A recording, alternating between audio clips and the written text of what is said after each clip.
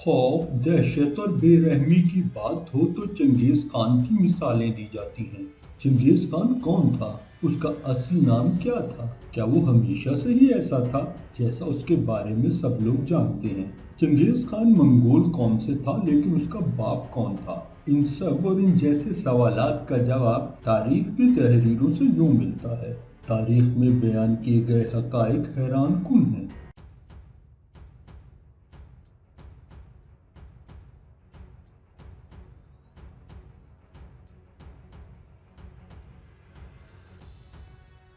دروغ برگردنے راوی: چنگیز خان کا باپ ایک چرواہا تھا جس کا نام یسوگی تھا۔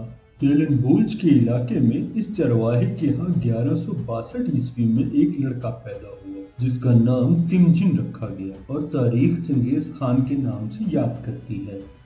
چنگیز خان جب 5 سال کا تھا تو اس کے باپ کو دشمنوں نے زہر دے کر قتل کر دیا۔ یوں باپ کی موت کی وجہ سے چنگیز خان کا خاندان غربت کی چکی میں پسنے لگا۔ دشمنوں سے جان کا خطرہ محسوس کرتے ہوئے چنگیز خان اور اس کا بھائی جان بچا کر دریائے اونان کے کنارے چھپ گئے اور وہیں سے مچھلیاں، پرندے اور جانور شکار کر کے گزارا کرنے لگے۔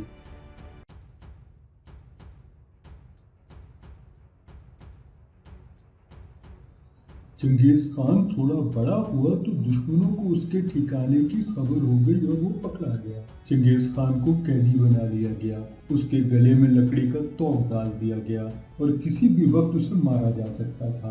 لیکن اس وقت کوئی نہیں جانتا تھا کہ اس وقت بے بسی کی تصویر بنا یہ نوجوان آنے والے کل دنیا کا بے رحم ترین انسان اور بڑی سلطنت کا مالک ہوگا۔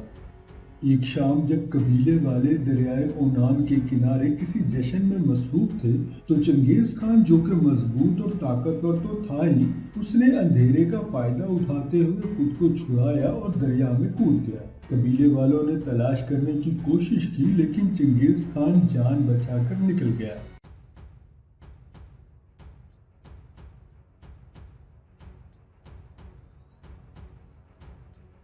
وقت گزرا اور چنگیز خان کی شادی کنکرات قبیلے کے سردار کی بیٹی بورٹا سے ہو گئی۔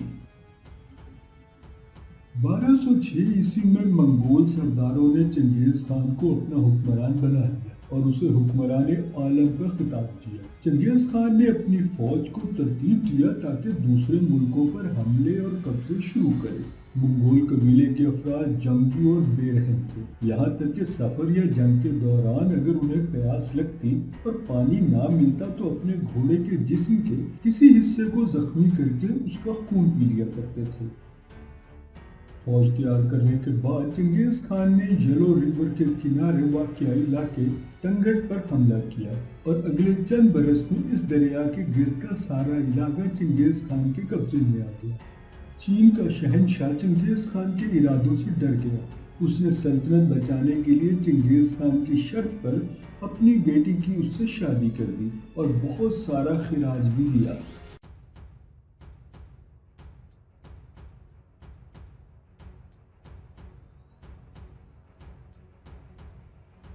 چنگیز خان طاقت کے زور پر دنیا کے کئی علاقوں پر قابض ہوا، جس میں وسط ایشیا کے علاقے میں خوارزمی شاہ سے جنگیں ایک تاریخی حیثیت رکھتی ہیں۔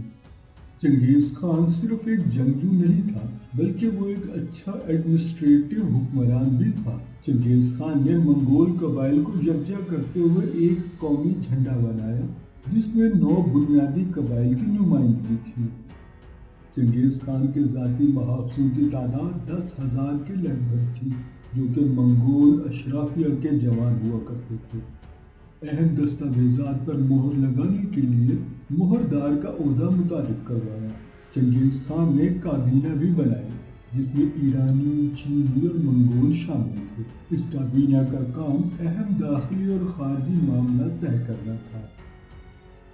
چنگیز خان کہا کرتا تھا کہ جو شخص ایک گھر کی دیکھ بھال کر سکتا ہے پوری سلطنت کے کاروبار کو بھی چلا سکتا ہے۔